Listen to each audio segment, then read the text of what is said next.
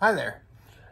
This next solo that you're going to hear was actually commissioned by my good friend Logan Seidler for his Senior Recital.